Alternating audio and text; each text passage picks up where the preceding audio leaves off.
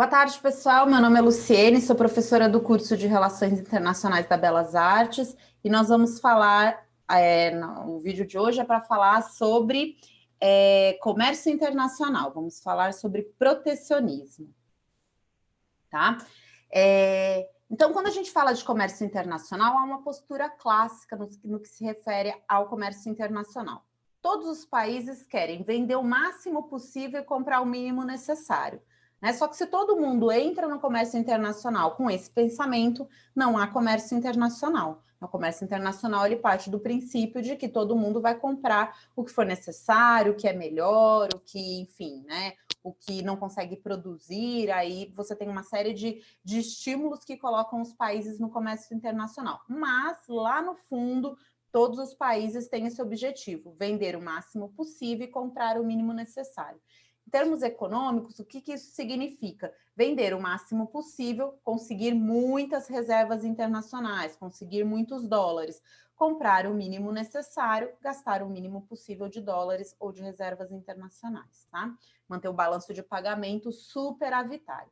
Por conta desse pensamento, há uma tendência no comércio internacional da criação de barreiras.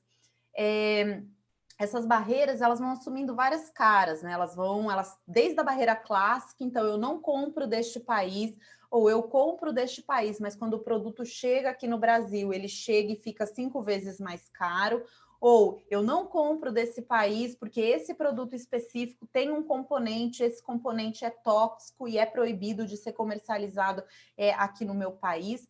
E aí eles vão constituindo uma série de barreiras ao comércio internacional. As mais novas, as mais sofisticadas agora são as barreiras comerciais ao comércio, as barreiras ambientais ao comércio internacional. Então, você dizer que não compra um produto de um determinado país porque aquele país polui o meio ambiente ou aquele produto é um produto que não foi produzido de forma sustentável.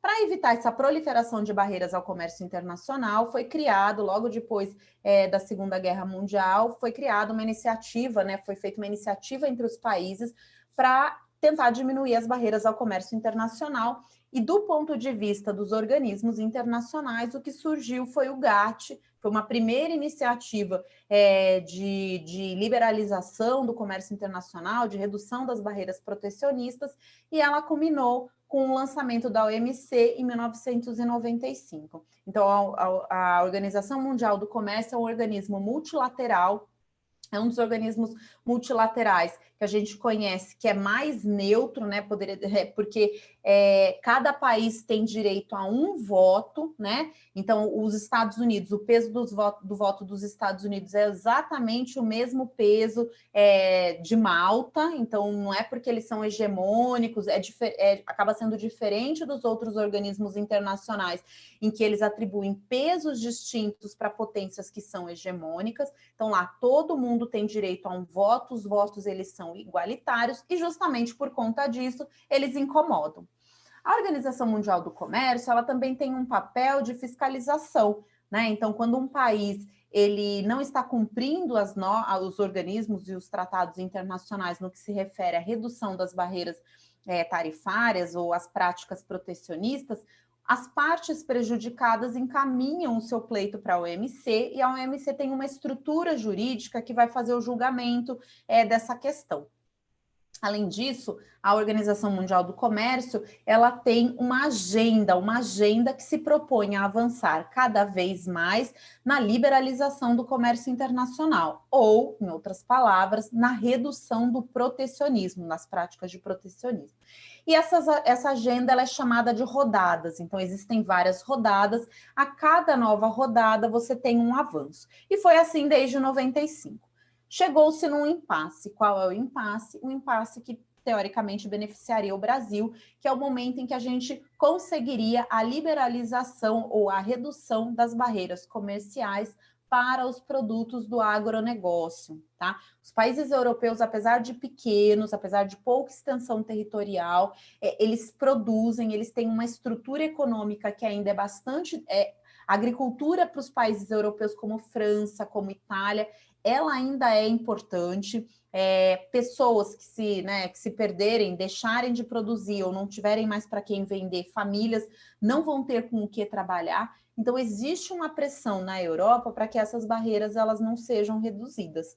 Né, o que faz, então, com que os produtos brasileiros, que são mais competitivos, né, são muito mais baratos, quando eles cheguem na Europa, eles acabam sofrendo uma série de taxações, né, ou ambientais, ou tributárias mesmo, né, que acabam tirando, né, essa vantagem em termos de preço que o Brasil consegue por conta da sua eficiência produtiva em relação ao agronegócio. Então, a ideia era que a rodada, que a próxima grande negociação dentro da OMC fosse essa que envolvesse o agronegócio. E aí, né, como era um momento, né, em que interessaria os países com menor poder no cenário internacional, as negociações começaram a esfriar.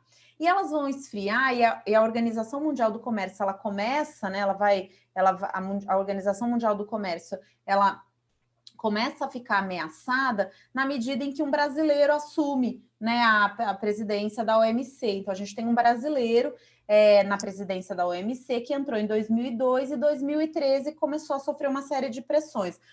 Não sei se porque começaram a achar que, então, a agenda de combate aos subsídios ao agronegócio, ela seria discutida de forma enfática, mas o que acontece é que os países começam a esvaziar a OMC. Como é que a gente percebe que a OMC está sendo esvaziada? Ao invés de você fazer negociações dentro de uma perspectiva multilateral, os países começam a fazer negociações bilaterais. Isso vai se aprofundar com a eleição do Trump.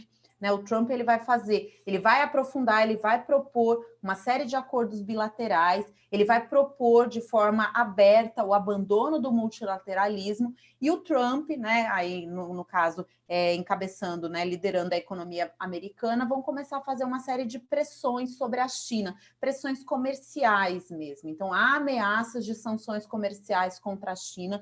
Essa foi uma bandeira eleitoral do Trump.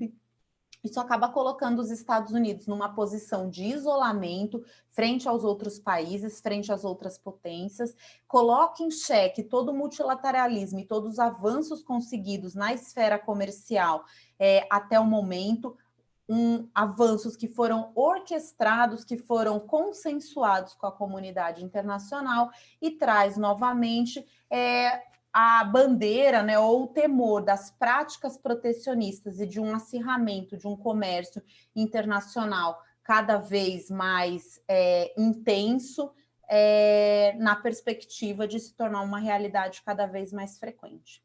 Tá bom? Obrigada.